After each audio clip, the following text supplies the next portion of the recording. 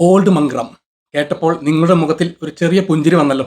വെറും ഒരു മദ്യം എന്നതിലുപരി ഇന്ത്യയുടെ സാംസ്കാരിക ചരിത്രത്തിൽ ആഴത്തിൽ വേരൂന്നിയ ഒരു വികാരമാണത്. തനതായ രുചിയും താങ്ങാനാവുന്ന വിലയും കൊണ്ട് ലക്ഷക്കണക്കിന് ആളുകളുടെ പ്രിയങ്കരമായി മാറി. ഒരു സാധാരണ പാനീയത്തിൽ നിന്ന് ഇന്ത്യയുടെ നാഷണൽ ഡ്രിങ്ക് എന്ന വിളിപ്പേരിലേക്ക് ഓൾഡ് മങ്ങിന്റെ കഥ വളർന്നു. വ്യവസായത്തിന്റെ വെല്ലുവിളികളെയും കാലത്തിന്റെ മാറ്റങ്ങളെയും അതിജീവിച്ച ഒരു സ്ഥാപനത്തിന്റെ വിജയഗാഥ കൂടിയാണിത്. ഇന്ന് നമ്മൾക്ക് ഓൾഡ് മങ്ങിന്റെ കഥ കേൾക്കാം. Hello everyone, I am Ranjith Krishnan. Welcome back to my channel. 1855 സ്കോട്ടിഷ്കാരനായ എഡ്വേർഡ് എബ്രഹാം ഡയർ ഹിമാചൽ പ്രദേശിലെ കസൗലിയിൽ ഒരു ബ്രൂവറി സ്ഥാപിച്ചതോടെയാണ് ഓൾഡ് മങ്ങിന്റെ കഥ ആരംഭിക്കുന്നത്. ഈസ്റ്റ് ഇന്ത്യ കമ്പനിയിൽ ജോലി ചെയ്തിരുന്ന ഒരു ബ്രിട്ടീഷ് ഉദ്യോഗസ്ഥന്റെ മകനായിരുന്നു എഡ്വേർഡ് ഡയർ. ഈ എഡ്വേർഡ് ഡയറിന്റെ മകനായ റെജിനാൾഡ് ഡയർ ആണ് ജാലിയൻവാല ബാഗ് കൂട്ടക്കൊലയുടെ പിന്നിലെ പ്രധാന ആൾ. 13 ഏപ്രിൽ 1919 അമൃത്സറിലാണ് ഇത് സംഭവിക്കുന്നത്. ആയിരക്കണക്കിന് മുകളിൽ ആൾക്കാർ കൊല്ലപ്പെട്ടു എന്നാണ് റിപ്പോർട്ടുകൾ പറയുന്നത്. നമ്മുടെ കഥയിലേക്ക് തിരിച്ചു വരാം. ഇന്ത്യയിലെ ബ്രിട്ടീഷ് സൈനികർക്കും ഓഫീസർമാർക്കും ഉയർന്ന നിലവാരമുള്ള ബിയർ നൽകുക എന്നതായിരുന്നു എഡ്വേർഡ് ഡയറിന്റെ പ്രധാന ലക്ഷ്യം. അക്കാലത്ത് ബ്രിട്ടനിൽ നിന്ന് ഇന്ത്യയിലേക്ക് ബിയർ കയറ്റി അയക്കുന്നത് വളരെ ചെലവേറിയതും ബുദ്ധിമുട്ടുള്ളതുമായിരുന്നു. ഈ സാഹചര്യം മുതലെടുത്തുകൊണ്ട് ഡയർ ബ്രിട്ടനിൽ നിന്ന് ബ്രൂവിംഗ് ഡിസ്റ്റിലിംഗ് ഉപകരണങ്ങൾ കപ്പൽ മാർഗവും പിന്നീട് ഗംഗാ നദിയിലൂടെയും ഷിംലയിലേക്കും അവിടെ നിന്ന് കാളവണ്ടികളിൽ കസൗലിയിലേക്കും എത്തിച്ചു. കസൗലിയിലെ തണുത്ത കാലാവസ്ഥയും ഹിമാലയൻ മലനിരകളിൽ നിന്നുള്ള ശുദ്ധമായ ഉറവ് വെള്ളവും ബിയർ നിർമ്മാണത്തിന് ഏറ്റവും അനുയോജ്യമായിരുന്നു. ഇവിടെ അദ്ദേഹം ലയൺ എന്ന പേരിൽ ബിയർ ഉൽപ്പാദിപ്പിക്കാൻ തുടങ്ങി. ഇത് ഇന്ത്യയിലെയും ഏഷ്യയിലെയും ആദ്യത്തെ ബിയറുകളിൽ ഒന്നായി മാറി. ലയൺ ബിയർ ബ്രിട്ടീഷ് സൈനികർക്കിടയിൽ വലിയ പ്രചാരം നേടി. Just like home made beer എന്ന പരസ്യം വളരെ ജനപ്രീതി നേടി. പിന്നീട് കസൗലിയിലെ ബ്രൂവറി ഒരു ഡിസ്റ്റിലറിയായി മാറുകയും ബ്രൂവറി സമീപത്തുള്ള സോളനിലേക്ക് മാറ്റുകയും ചെയ്തു. സോളനിലും ഷിംലയിലും മാത്രമല്ല, ലക്നൌ, മണ്ഡലെ, മുറേ, റാവൽപിണ്ടി, ക്വറ്റ എന്നിവിടങ്ങളിലും ഡയർ ബ്രൂവറികളും ഡിസ്റ്റിലറികളും സ്ഥാപിച്ചു. ഊട്ടക്കമണ്ടിലെ ബ്രൂവറിയിലും അദ്ദേഹത്തിന് ഓഹരികൾ ഉണ്ടായിരുന്നു. 1887 HG മീക്കിൻ എന്ന മറ്റൊരു ബ്രിട്ടീഷ് സംരംഭകൻ ഡയറിന്റെ പഴയ ഷിംല, സോളൻ ബ്രൂവറികൾ ഏറ്റെടുക്കുകയും തന്റെ ബിസിനസ് കൂടുതൽ വികസിപ്പിക്കുകയും ചെയ്തു. റാണിക്കേത്ത്, ഡൽഹൌസി, ചക്രത, ഡാർജിലിംഗ്, കിർക്കി, നുവാര, ശ്രീലങ്കയിലെ ഏലിയ എന്നിവിടങ്ങളിലേക്ക് അദ്ദേഹം തന്റെ പ്രവർത്തനങ്ങൾ വ്യാപിപ്പിച്ചു. ഒന്നാം ലോക മഹായുദ്ധത്തിന് ശേഷം മിക്കിൻ ഡയർ ബ്രൂവറികൾ ലയിച്ച് ഡയർ മിക്കിൻ ബ്രൂവറീസ് എന്ന പേരിൽ ലണ്ടൻ സ്റ്റോക്ക് എക്സ്ചേഞ്ചിൽ ഒരു പബ്ലിക് കമ്പനിയായി ലിസ്റ്റ് ചെയ്യപ്പെട്ടു. 1937 ബർമ ഇന്ത്യയിൽ നിന്ന് വേർപെട്ടപ്പോൾ കമ്പനി പുനഃസംഘടിപ്പിക്കുകയും ഇന്ത്യൻ ആസ്തികൾ ഡയർ മിക്കിൻ ബ്രൂവറീസ് എന്ന പേരിൽ നിലനിർത്തുകയും ചെയ്തു. ഇന്ത്യക്ക് സ്വാതന്ത്ര്യം ലഭിച്ചതിന് ശേഷം ബ്രിട്ടീഷ് ഉടമസ്ഥതയിലുള്ള കമ്പനികളുടെ ഭാവിയെക്കുറിച്ച് അനിശ്ചിതത്വമുണ്ടായി. ഈ നിർണായക ഘട്ടത്തിലാണ് നരേന്ദ്രനാഥ് മോഹൻ എന്ന ഇന്ത്യൻ വ്യവസായി ചിത്രത്തിലേക്ക് വരുന്നത്. അദ്ദേഹം ആവശ്യമായ ഫണ്ട് സമാഹരിച്ച് ലണ്ടനിലേക്ക് യാത്ര ചെയ്യുകയും 1949 ഡയർ മിക്കിൻ ബ്രൂവറീസിന്റെ ഭൂരിഭാഗം ഓഹരികളും സ്വന്തമാക്കുകയും ചെയ്തു. ഇതോടെ കമ്പനിയുടെ മാനേജ്മെന്റ് പൂർണ്ണമായും ഇന്ത്യൻ ഉടമസ്ഥതയിലായി. നരേന്ദ്രനാഥ് മോഹൻ കമ്പനിയെ ആധുനികവൽക്കരിക്കാനും വികസിപ്പിക്കാനും വലിയ ശ്രമങ്ങൾ നടത്തി. ലക്നൌ, ഗാസിയാബാദ്, ഗോപോളി എന്നിവിടങ്ങളിൽ അദ്ദേഹം പുതിയ ബ്രൂവറികളും ഡിസ്റ്റിലറികളും സ്ഥാപിച്ചു. 1967 കമ്പനിയുടെ പേര് മോഹൻ മീക്കിൻ ബ്രൂവറീസ് ലിമിറ്റഡ് എന്ന് ഔദ്യോഗികമായി മാറ്റി. ഈ പേരുമാറ്റം കമ്പനിക്ക് ഒരു ഇന്ത്യൻ ഐഡന്റിറ്റി നൽകി. മോഹൻ മീക്കിൻ ലിമിറ്റഡിന്റെ ചരിത്രത്തിലെ ഏറ്റവും നിർണായക നിമിഷം സംഭവിച്ചത് 1954 നരേന്ദ്രനാഥ് മോഹന്റെ മകനും ഇന്ത്യൻ കരസേനയിൽ കേണലായി സേവനമനുഷ്ഠിച്ച വേദ് രത്തൻ മോഹൻ യൂറോപ്പിൽ ഒരു യാത്ര പോയി. അവിടെ അദ്ദേഹം ബെനഡിക്റ്റിൻ സന്യാസിമാരെയും അവർ നിർമ്മിക്കുന്ന മദ്യങ്ങളെയും കണ്ട് വളരെ ആകൃഷ്ടനായി. ഈ യാത്ര അദ്ദേഹത്തിന് പുതിയൊരു ആശയം നൽകി. ഇന്ത്യയിൽ ഒരു ഇന്റർനാഷണൽ ക്വാളിറ്റിയുള്ള റം നിർമ്മിക്കുക. ഈ പ്രചോദനത്തിൽ നിന്നാണ് ഓൾഡ് മങ്ക് എന്ന ലെജൻഡറി റം പിറന്നത്. വേദ് രത്തൻ മോഹൻ 7 വർഷത്തോളം ഓക്ക് ബാരലുകൾ സൂക്ഷിച്ച കടും നിറമുള്ള ഒരു റം പുറത്തിറക്കി. ഇതിന് ഓൾഡ് മങ്ക് എന്ന് പേര് നൽകി. കുപ്പിയുടെ ലേബലിൽ കാണുന്ന തടിയനായ സന്തോഷവാനായ സന്യാസിയുടെ ചിത്രം ഓൾഡ് മങ്കിന്റെ തനതായ ഐഡന്റിറ്റിയായി മാറി. ഈ സന്യാസി ആരാണെന്നതിനെ കുറിച്ച് പല കഥകളുമുണ്ട്. ചിലർ പറയുന്നത് ഇത് കമ്പനിയുടെ സ്ഥാപകരിൽ ഒരാളായ HG മീക്കിന്റെ ചിത്രമാണെന്നാണ്. മറ്റു ചിലർ പറയുന്നത് ഫാക്ടറിക്ക് ചുറ്റും കറങ്ങിയിരുന്ന ഒരു ബ്രിട്ടീഷ് സന്യാസിയുടെ ഓർമ്മയ്ക്കാണെന്നും അദ്ദേഹത്തിന്റെ ഉപദേശങ്ങൾ റമ്മിന്റെ രുചി മെച്ചപ്പെടുത്താൻ സഹായിച്ചുവെന്നും വിശ്വസിക്കപ്പെടുന്നു.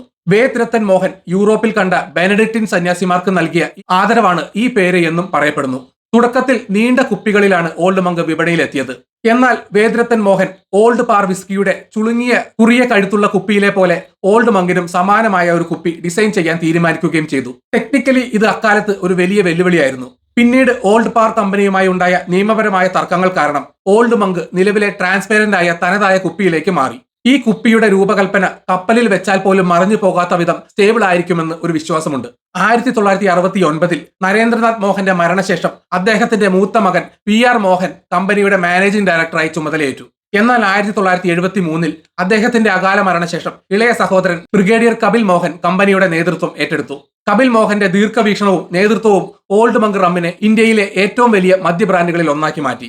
അദ്ദേഹത്തിന്റെ കീഴിൽ Mohan Meakins limited breakfast cereals, fruit juice, mineral water തുടങ്ങിയ മറ്റ് ഉൽപ്പന്നങ്ങളിലേക്കും വൈവിധ്യവൽക്കരിച്ചു.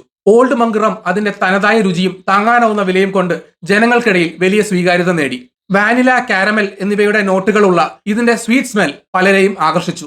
42.8% ആൽക്കഹോൾ കണ്ടന്റ് ഉണ്ടായിട്ടും ഇതിന് മടുപ്പിക്കാത്ത ഒരു മൈൽഡ് ടേസ്റ്റ് ആയിരുന്നു. കരിമ്പ് മൊളാസസ് പുളിപ്പിച്ച് വാറ്റിയെടുത്ത ശേഷം ഓക്ക് ബാരലുകളിൽ 7 വർഷത്തോളം വെച്ച് പഴകിയ ഈ റം അതിന്റെ ഗുണമേന്മയിൽ ഒരു വിട്ടുവീഴ്ചയും ചെയ്യാതെ തന്നെ സാധാരണക്കാർക്ക് ലഭിച്ചിരുന്നു. ഇതിന്റെ മാനുഫാക്ചറിംഗ് പ്രോസസ്സിൽ 50 വർഷം പഴക്കമുള്ള റം മിക്സ്ചർ വരെ ഉപയോഗിക്കുന്നുണ്ടെന്ന് പറയപ്പെടുന്നു. ഇതായിരിക്കും അതിന്റെ തനതായ രുചിക്ക് കാരണമാകുന്നത്. 2000-ഓടെ ഓൾഡ് മങ്ക് ലോകത്തിലെ ഏറ്റവും കൂടുതൽ വിറ്റഴിക്കപ്പെടുന്ന ഡാർക്ക് റമ്മുകളിൽ ഒന്നായി മാറി. ബക്കാഡി, ടാർഡുവായി എന്നിവയ്ക്ക് ശേഷം ലോകത്ത് ഏറ്റവും കൂടുതൽ വിറ്റഴിക്കപ്പെടുന്ന 3ാമത്തെ റം ബ്രാൻഡായിരുന്നു ഇത്. ഇന്ത്യയിൽ ഇത് ഒരു കൾട്ട് ഡ്രിങ്കായി മാറിയിരുന്നു. കോളേജ് വിദ്യാർത്ഥികൾ മുതൽ മുതിർന്നവർ വരെ വിവിധ സാമൂഹിക സാമ്പത്തിക വിഭാഗങ്ങളിൽപ്പെട്ട ആളുകൾക്കിടയിൽ ഓൾഡ് മങ്കിന് വലിയ ഫാൻ ബേസ് ഉണ്ടായിരുന്നു. ഗെറ്റ് ടുഗദർ ആയാലും ആഘോഷങ്ങളായാലും ഓൾഡ് മങ്ക് ഒഴിച്ചുകൂടാൻ പറ്റാത്ത ഒന്നായി മാറി. ഇന്ത്യൻ സിനിമകളിലും പാട്ടുകളിലും ഓൾഡ് മങ്കിന് പ്രസൻസ് ഉണ്ടായിരുന്നു. അങ്ങനെ അത് ഇന്ത്യൻ സംസ്കാരത്തിന്റെ ഭാഗമായി മാറി. പരസ്യങ്ങളില്ലാതെ തന്നെ ഓൾഡ് മങ്ക് അതിന്റെ ഗുണമേന്മയിലൂടെയും വാമൊഴിയിലൂടെയും വളർന്നു. പതിവ് പരസ്യ രീതികളിൽ നിന്ന് വേറിട്ട് നിന്നുകൊണ്ട് ഉപഭോക്താക്കളുടെ വിശ്വസ്തതയും ബ്രാൻഡിനോടുള്ള ഇമോഷണൽ അറ്റാച്ച്മെന്റും ഓൾഡ് മങ്കിന്റെ വിജയത്തിന്റെ പ്രധാന ഘടകങ്ങളാണ്. പലരും അവരുടെ കന്നി മദ്യപാനം ഓൾഡ് മങ്കിലൂടെയായിരുന്നു.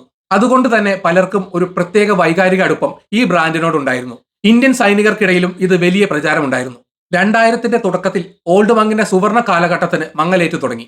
1991-ലെ ഇന്ത്യൻ സാമ്പത്തിക ഉദാരവൽക്കരണം വിദേശ മദ്യ ബ്രാൻഡുകൾക്ക് ഇന്ത്യൻ വിപണിയിലേക്കുള്ള വഴി തുറന്നു.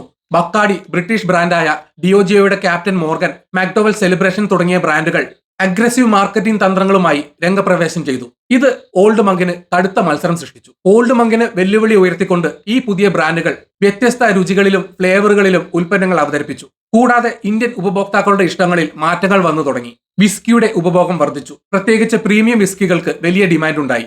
മദ്യ ഉപഭോഗത്തിന്റെ ഏകദേശം 3/4 വിസ്കിയായി മാറിയപ്പോൾ റം വിപണി താരതമ്യേന മന്ദഗതിയിലായി. പ്രായമായ ഉപഭോക്താക്കൾക്കിടയിൽ ഓൾഡ് മങ്കിന് ഇപ്പോഴും വലിയ സ്വാധീനമുണ്ടായിരുന്നെങ്കിലും യുവതലമുറയെ ആകർഷിക്കുന്നതിൽ ബ്രാൻഡ് പിന്നോട്ട് പോയി. അവർക്ക് ഓൾഡ് മങ്ക് ഒരു പഴയ ബ്രാൻഡായി തോന്നി. ആധുനികതയും ഇന്നോവേഷനും ആഗ്രഹിക്കുന്ന യുവ ഉപഭോക്താക്കളെ ആകർഷിക്കുന്നതിൽ ഓൾഡ് മങ്ക് പരാജയപ്പെട്ടു. വർദ്ധിച്ചു വരുന്ന വരുമാനവും ആഗോള ബ്രാൻഡുകളിലേക്കുള്ള എൻട്രിയും ഉപഭോക്താക്കളെ പ്രീമിയം ഉൽപ്പന്നങ്ങളിലേക്ക് ആകർഷിച്ചു. വിപണിയിലെ ഈ മാറ്റങ്ങൾക്കൊപ്പം ചില സംസ്ഥാനങ്ങളിലെ മദ്യമാഫികളുടെ പ്രവർത്തനങ്ങളും 2016-ൽ ദേശീയ പാതയോരങ്ങളിലെ മദ്യശാലകൾക്ക് സുപ്രീം കോടതി ഏർപ്പെടുത്തിയ നിരോധനവും ഓൾഡ് മങ്കിന്റെ വിൽപ്പനയെ പ്രതികൂലമായി ബാധിച്ചു. 2010-നും 2014-നും ഇടയിൽ ഓൾഡ് മങ്കിന്റെ വിൽപ്പനയിൽ 54% ഇടിവുണ്ടായതായി റിപ്പോർട്ടുകൾ പറയുന്നു. 2001-ൽ 8 ദശലക്ഷം കേസുകൾ വിറ്റഴിച്ച ഓൾഡ് മങ്കിന്റെ വിൽപ്പന ഏതാനും വർഷങ്ങൾക്ക് മുമ്പ് 3.5 ദശലക്ഷം കേസുകളായി കുറഞ്ഞു. പ്രമേഹ രോഗികളുടെ എണ്ണം വർദ്ധിച്ചതും റം ഉപഭോഗം കുറയാൻ ഒരു കാരണമായി ചൂണ്ടിക്കാണിക്കപ്പെടുന്നു. ഈ പ്രതിസന്ധി ഘട്ടത്തിൽ ഓൾഡ് മങ്ക് അതിന്റെ പരമ്പരാഗത മാർക്കറ്റിംഗ് തന്ത്രങ്ങളിൽ ഉറച്ചുനിന്നു. ഇത് പുതിയ മത്സരത്തെ നേരിടുന്നതിൽ ഒരു പോരായ്മയായി. കാൾസ്ബർഗ് ക്ലബ് ഗ്ലാസുകൾ, ഷിവാസ് റീഗൽ മ്യൂസിക്കൽ സീഡികൾ, ബക്കാഡി ഹൗസ് പാർട്ടി തീം സീഡികൾ തുടങ്ങിയ പ്രമോഷണൽ പ്രവർത്തനങ്ങളിൽ ഓൾഡ് മങ്കിന്റെ സാന്നിധ്യം കുറവായിരുന്നു. ഇന്ത്യയിൽ മദ്യത്തിന്റെ നേരിട്ടുള്ള പരസ്യം നിയമവിരുദ്ധമാണ്. അതിനാൽ ബ്രാൻഡുകൾ പരോക്ഷമായ രീതിയിലാണ് പരസ്യം ചെയ്യുന്നത്. ഇതിനെ സറോഗേറ്റ് അഡ്വർടൈസിംഗ് എന്ന് വിളിക്കുന്നു. ഇത് ഓൾഡ് മങ്ക് ബ്രാൻഡിന്റെ വിസിബിലിറ്റിയും പുതിയ കസ്റ്റമേഴ്സിനെ ആകർഷിക്കുന്നതിനെയും ബാധിച്ചു. എന്നാൽ ഈ വെല്ലുവിളികൾക്കിടയിലും ഓൾഡ് മങ്കിന്റെ അസ്തമയം എന്ന പ്രചാരണങ്ങളെ മോഹൻ മേക്കിംഗ് ലിമിറ്റഡ് ശക്തമായി നിഷേധിച്ചു. 2015-ൽ കമ്പനി തങ്ങളുടെ ഏറ്റവും പ്രിയപ്പെട്ട ബ്രാൻഡ് നിർത്തലാക്കില്ലെന്ന് ഉറപ്പു നൽകി. ഓൾഡ് മങ്ക് തങ്ങളുടെ മുൻനിര ഉൽപ്പന്നമാണെന്നും അതിന്റെ ഉൽപാദനം തുടരുമെന്നും അവർ വ്യക്തമാക്കി. വിൽപ്പന കുറഞ്ഞാലും ഓൾഡ് മങ്ക് ആയിരിക്കും ഏറ്റവും അവസാനം നഷ്ടം സഹിക്കുന്ന ഉൽപ്പന്നം. ഇത് ഞങ്ങളുടെ അഭിമാനമാണ്. ആയിരക്കണക്കിന് ആളുകൾ ഇതിന്റെ നിർമ്മാണത്തിൽ ഏർപ്പെട്ടിരിക്കുന്നു. അവരെ ഞങ്ങൾ ഉപേക്ഷിക്കില്ല. Mohan Meakin deputy manager SN മയങ്കി 2015-ൽ ടൈംസ് ഓഫ് ഇന്ത്യയോട് പറഞ്ഞത് ഇതാണ്. 2018 ജനുവരി 6-ന് ബ്രിഗേഡിയർ കപിൽ മോഹൻ അന്തരിച്ചതോടെ ഓൾഡ് മങ്കിന്റെ ചരിത്രത്തിലെ ഒരു യുഗം അവസാനിച്ചു. എന്നാൽ അദ്ദേഹത്തിന്റെ മരുമക്കളായ ഹേമന്ത് മോഹനും വിനയ് മോഹനും കമ്പനിയുടെ നേതൃത്വം ഏറ്റെടുക്കുകയും ഓൾഡ് മങ്കിനെ പുനരുജ്ജീവിപ്പിക്കാൻ ശ്രമങ്ങൾ ആരംഭിക്കുകയും ചെയ്തു. കപിൽ മോഹന്റെ മാർഗനിർദ്ദേശത്തിൽ ഹേമന്ത് മോഹൻ ഒരു ദശാബ്ദത്തോളമായി പ്രവർത്തനങ്ങൾക്ക് നേതൃത്വം നൽകിയിരുന്നു. പുതിയ നേതൃത്വത്തിന്റെ കീഴിൽ old Munk gold reserve, old Munk supreme, old Munk white rum, old Munk legend തുടങ്ങിയ പ്രീമിയം പതിപ്പുകളും ലിമിറ്റഡ് എഡിഷനുകളും പുറത്തിറക്കി. ഓൾഡ് മങ്ക് ലെജൻഡ് കൂടുതൽ കാലം പഴകിയ റം ആയതുകൊണ്ട് ഇന്ത്യൻ വിപണിയിലെ ഏറ്റവും ഉയർന്ന വിലയുള്ള റമ്മുകളിൽ ഒന്നായി മാറി. റെഡി ടു ഡ്രിങ്ക് വിഭാഗത്തിലേക്ക് കടക്കാനും സോളം സിംഗിൾ മാൾട്ട് വീണ്ടും പുറത്തിറക്കാനും അവർക്ക് പദ്ധതിയുണ്ട്. പരസ്യങ്ങൾക്കായി വളരെ കുറഞ്ഞ തുക മാത്രം ചെലവഴിക്കുന്ന ഒരു ബ്രാൻഡ് എന്ന നിലയിൽ ഓൾഡ് മങ്ക് അതിന്റെ ബ്രാൻഡ് ഇക്വിറ്റിയിലും കസ്റ്റമേഴ്സിന്റെ ഇമോഷൻസിലുമാണ് വലിയ തോതിൽ ആശ്രയിക്കുന്നത്. സോഷ്യൽ മീഡിയയിൽ ഓൾഡ് മങ്കിനോടുള്ള സ്നേഹവും ഓർമ്മകളും ആളുകൾ പങ്കുവെക്കുന്നത് ബ്രാൻഡിന് വലിയ പിന്തുണ നൽകുന്നു. സമീപ വർഷങ്ങളിൽ ഓൾഡ് മങ്കിന്റെ വിൽപ്പനയിൽ വീണ്ടും ഉണർവുണ്ടായിട്ടുണ്ട്. ഏതാനും വർഷങ്ങൾക്ക് മുമ്പ് 3.5 ദശലക്ഷം കേസുകളായി കുറഞ്ഞ വിൽപ്പന 2021 8 ദശലക്ഷം കേസുകളിലധികമായി വർദ്ധിച്ചു. 2022 ഏകദേശം 10 ദശലക്ഷം യൂണിറ്റ് വിൽപ്പന ലക്ഷ്യമിടുന്നതായി മോഹൻ മേക്കിംഗ് ഡയറക്ടർ വിനയ് മോഹൻ 2021 പ്രസ്താവിച്ചിരുന്നു. ടെട്രാ പാക്കുകൾ പോലുള്ള പുതിയ ഇന്നോവേഷനുകളും ഫ്രാഞ്ചൈസി മോഡലുകളും ഇതിന് സഹായിച്ചു. കമ്പനിയുടെ മൊത്തം വരുമാനത്തിന്റെ 70% ഓൾഡ് മങ്കിൽ നിന്നാണ് ലഭിക്കുന്നത്. ഇന്ന് ഓൾഡ് മങ്ക് ഇന്ത്യയിൽ മാത്രമല്ല ലോകമെമ്പാടുമുള്ള 37ലധികം രാജ്യങ്ങളിലേക്ക് കയറ്റുമതി ചെയ്യപ്പെടുന്നു. United States, United Kingdom, Canada തുടങ്ങിയ രാജ്യങ്ങളിൽ ഇത് വലിയ പ്രചാരം നേടിയിട്ടുണ്ട്. Monde Selection gold award, San ഫ്രാൻസിസ്കോയിലെ വേൾഡ് സ്പിരിറ്റ്സ് കോമ്പറ്റീഷനിൽ ഗോൾഡ് മെഡൽ എന്നിവയുൾപ്പെടെ നിരവധി പുരസ്കാരങ്ങളും ഓൾഡ് മങ്ക് നേടിയിട്ടുണ്ട്. വിമാനത്താവളങ്ങളിലെ ഡ്യൂട്ടി ഫ്രീ ഷോപ്പുകളിലും ഓൾഡ് മങ്ക് ഒരു പ്രമുഖ സെല്ലറാണ്. ഓൾഡ് മങ്ക് റം കേവലം ഒരു ഡ്രിങ്ക് അല്ല, അതൊരു പാരമ്പര്യമാണ്. അതിന്റെ കുപ്പിയുടെ തനതായ രൂപം, ലേബലിലെ സന്യാസിയുടെ ചിത്രം, മായാത്ത രുചി, ഇതെല്ലാം ഇന്ത്യക്കാരുടെ മനസ്സിൽ മായാത്ത മുദ്ര പതിപ്പിച്ചു. നൊസ്റ്റാൾജിയുടെയും വികാരങ്ങളുടെയും ഒരു പ്രതീകമായി ഇത് നിലകൊള്ളുന്നു. പരസ്യങ്ങളില്ലാതെ തലമുറകളിലൂടെ കൈമാറ്റം ചെയ്യപ്പെട്ട വിശ്വാസതയും ഗുണമേന്മയുമാണ് ഓൾഡ് മങ്കിനെ ഇന്നും നിലനിർത്തുന്നത്. പലർക്കും ഓൾഡ് മങ്ക് ഒരു ബ്രാൻഡിനപ്പുറം ഒരു ഫീലിംഗ് ആണ്. കോളേജ് ജീവിതത്തിന്റെ സൗഹൃദങ്ങളുടെ, ആഘോഷങ്ങളുടെ, ഓർമ്മകളുടെ ഭാഗമാണ് ഓൾഡ് മങ്ക്. കാലം മാറുമ്പോൾ ഉപഭോക്താക്കളുടെ ഇഷ്ടങ്ങളും മാറുന്നു. എന്നാൽ ഓൾഡ് മങ്ക് അതിന്റെ തനതായ സ്വഭാവം നിലനിർത്തിക്കൊണ്ട് തന്നെ പുതിയ തലമുറയെ ആകർഷിക്കാൻ ശ്രമിക്കുന്നു. പ്രീമിയം ഉൽപ്പന്നങ്ങൾ അവതരിപ്പിച്ചും യുവതലമുറയുമായി ബന്ധപ്പെടാൻ സംഗീതോത്സവങ്ങൾ, യൂണിവേഴ്സിറ്റി ഫെസ്റ്റിവലുകൾ തുടങ്ങിയ പരിപാടികൾ സ്പോൺസർ ചെയ്തും ബ്രാൻഡഡ് ഉൽപ്പന്നങ്ങൾ പുറത്തിറക്കിയും ഓൾഡ് മങ്ക് അതിന്റെ പ്രസക്തി നിലനിർത്താൻ ശ്രമിക്കുന്നു. ഒരു ബ്രാൻഡിന് എങ്ങനെ ആളുകളുടെ ഹൃദയങ്ങളിൽ സ്ഥാനം നേടാനാകുമെന്ന് ഓൾഡ് മങ്കിന്റെ കഥ നമ്മെ ഓർമ്മിപ്പിക്കുന്നു. വിപണിയിലെ വെല്ലുവിളികളെയും മാറിക്കൊണ്ടിരിക്കുന്ന ഉപഭോക്തൃ പ്രവണതകളെയും മറികടക്കാൻ അതിന് കഴിയും. ഭാവി എങ്ങനെയായിരുന്നാലും ഓൾഡ് മങ്ക് റം ഇന്ത്യയുടെ ചരിത്രത്തിൽ ഒരു അവിഭാജ്യ ഘടകമായി എന്നെന്നും നിലനിൽക്കും.